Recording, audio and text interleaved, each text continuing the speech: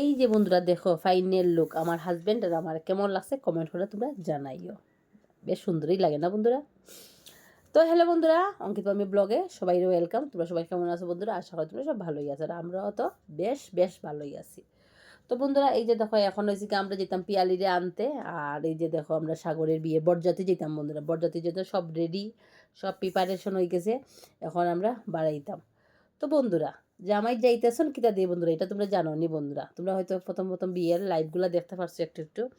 তো যেতেছে বন্ধুরা রথে, সবে বন্ধুরা গাড়ি যায় ঘুরায় যায়, আমরা একটু ইউনিক করছি বন্ধুরা, আমরা করছি রথ।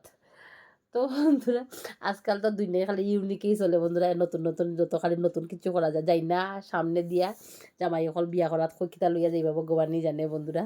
তো আমরা বন্ধুরা করলাম রথ। তো বন্ধুরা এই যে দেখো আমরা সব সাজুগুজো দিলাইছে, খারে কেমন লাগে বন্ধুরা কমেন্ট করে জানাইও। তো এই যে দেখো আমার বৌদিরে কেমন লাগছে কমেন্ট করে জানাই, সবাই লাস্টে থাকতে বন্ধুরা। আর এই যে দেখো সব দিকে মনে দাঁড়াই গেছি এখন, মানে ভিজাই তো আর সাগরে মানে রথে উঠানেই তো আর